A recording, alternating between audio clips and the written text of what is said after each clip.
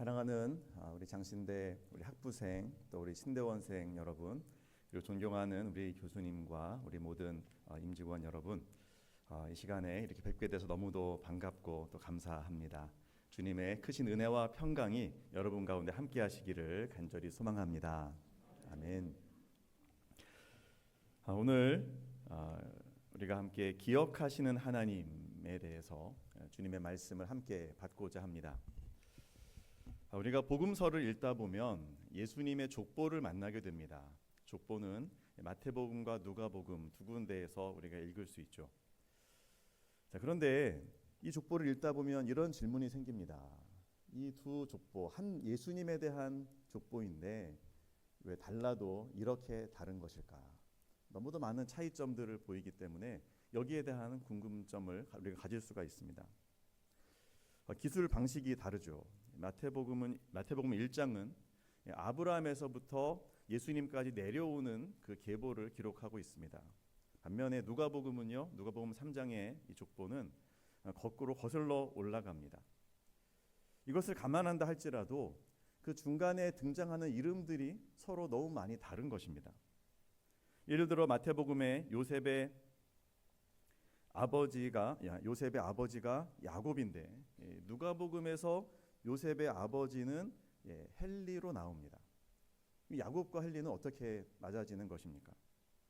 또 다윗 이후에 예수님까지의 이 후손들도요, 서로 다른 계보로 되어 있음이 너무도 명백합니다. 이런 차이점을 볼 때 또 이런 질문이 대두됩니다. 성경이 틀린 것입니까? 아니면 잘못 기록된 겁니까? 그런 것이 아니죠. 학자들이 이 본문들을 연구하면서 내린 결론은 이것입니다. 차이가 있다는 거죠. 이 차이 속에서 이 복음서 기자들이 강조하고자 하는 메시지가 오히려 더 명확하게 드러난다라고 말할 수 있습니다. 마태복음은 예수님이 유대인의 왕이심을 강조합니다. 그리고 다윗 왕의 후손으로 오신 분임을 말하고 있습니다. 즉 법적으로 그 왕권을 계승하는 족보를 기록한 거죠. 반면에 누가복음은 예수님이 다윗의 혈통으로 오신 분임을 강조합니다. 다윗 왕의 왕의 계열을 따라 내려가다 보면 요셉까지 이르겠지만 아시다시피 요셉은 예수님의 진짜 아버지가 아니죠. 그러면 다윗의 혈통에서 오셨다라고 말할 수 없습니다.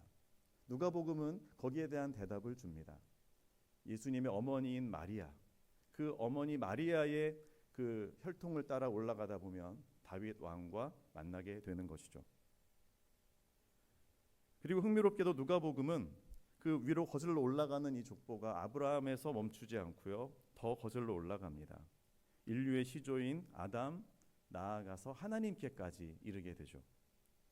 이것은 복음이 모든 인류에게 열려 있고 모든 인류를 구원하시기를 원하시는 하나님의 뜻이 있다라는 것을 강조하는 겁니다. 하나님께서 아담 이후에 죄악으로 끊어졌던 이 생명의 계보를 예수 그리스도를 통해서 다시 회복시키는 겁니다. 이런 관점에서 누가복음을 읽어보면 참 놀라운 흐름들이 보이죠. 유대인만이 아니라 만민을 위한 복음인 겁니다. 중심에 서 있는 사람들만이 아니라 소외된 이들까지 품는 복음입니다. 예수님의 탄생의 소식은 왕궁이 아닌 들판의 목자들에게 먼저 전해지고 세리와 죄인 그리고 여인들과 이방인들이 복음의 중심 인물로 초대되어집니다. 예수님은 주변부에 계신 분들을 중심으로 이끌어내십니다. 그리고 오늘 우리가 함께 살펴보고자 하는 나단이라는 사람, 이 인물도 이 복음의 큰 이야기의 흐름 속에서 무척이나 조용하지만 확실하게 자리 잡고 있음을 우리가 읽을 수 있습니다. 여러분, 다윗의 아들 나단 혹시 기억하십니까? 나단 선지자 말고요, 다윗의 아들 나단 말입니다. 그는 다윗과 밧세바 사이에 태어난 셋째 아들입니다. 여러분 아시다시피 큰 아들은 죽게 되죠. 다윗의 범죄로 인해서 죽게 되고, 그리고 태어나고 그 다음 태어난 아들이 나단입니다. 그리고 나단의 동생 막내가 솔로몬이죠. 이 나단의 이름은 사무엘하 5장 또 역대상 3장에 잠깐 언급될 뿐입니다. 성경에서 그의 행적은 거의 드러나지 않습니다. 그는 마지도 아니고 셋째 아들이고요. 그리고 그의 이름은 그 이후에도 나타나지 않습니다. 잊혀져가는 이름이죠. 중요하지 않아 보입니다. 그리고 이 나단의 입장에서 생각해 보세요. 막내 동생 솔로몬이 태어납니다. 그리고 이 솔로몬이 얼마나 총명한지 모릅니다. 또 믿음도 왜 이렇게 좋은지 모릅니다. 특별한 총애를 받으면서 정말 그의 이름이 여디디아라는 특별한 이름까지 받으면서 나중에는 아버지 다윗의 왕위를 이어가고 또 그의 지혜로 말미암아서 모든 사람들의 귀추가 그에게 주목됩니다. 솔로몬에게 말이죠. 사람들은 솔로몬 왕을 칭송하고 또 모든 관심은 솔로몬에게 쏠립니다.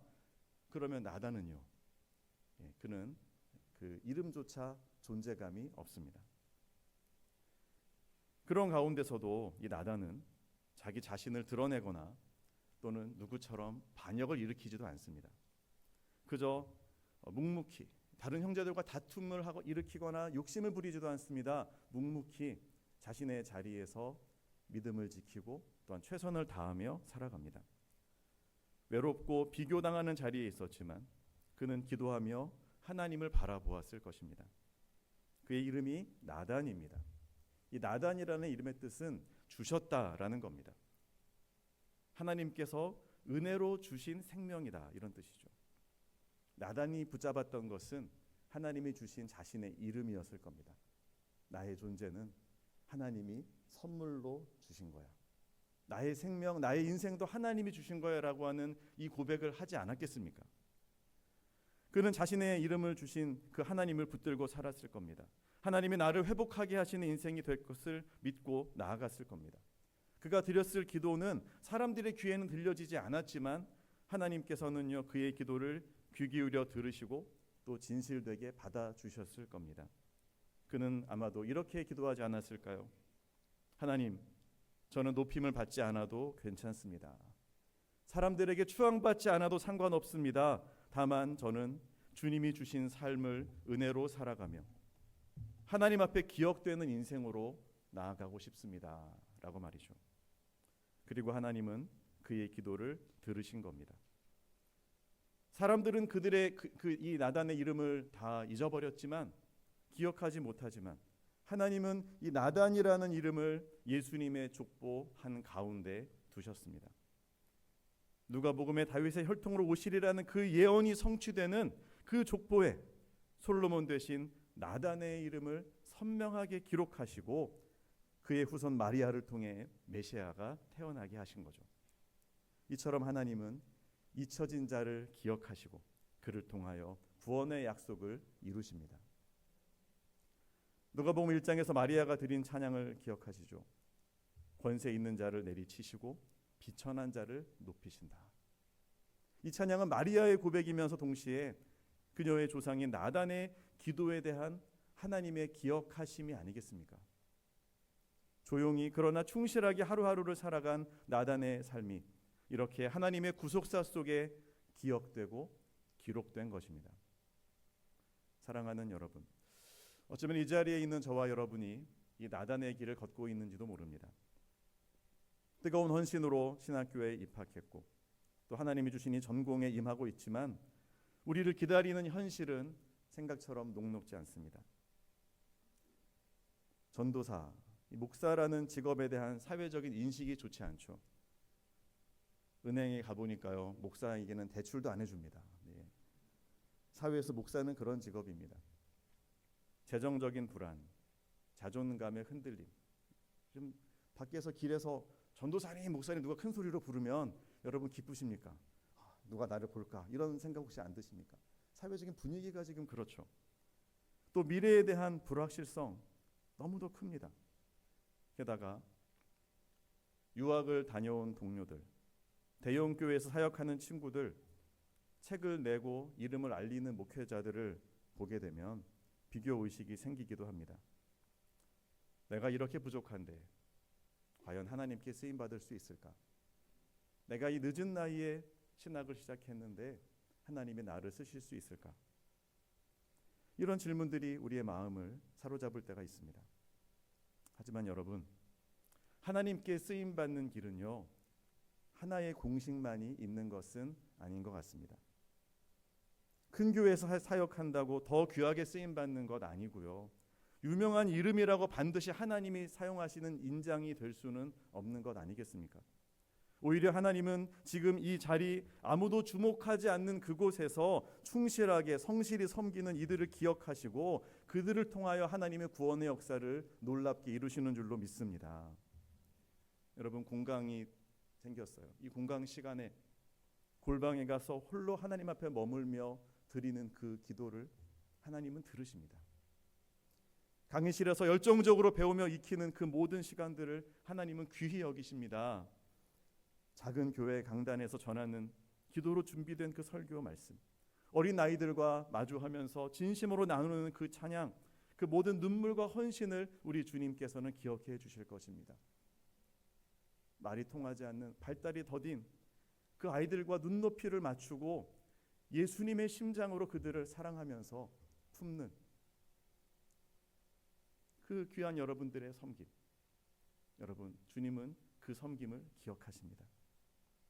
학생들을 위해 정성껏 강의를 준비하시고 연구하시는 교수님들의 보이지 않는 수고와 그 헌신, 학교의 미래를 위해서 고민하며 불철주야 애쓰시는 우리 총장님과 또 모든 임직원들의 그 눈물의 기도를 우리 하나님은 기억하시리라 믿습니다.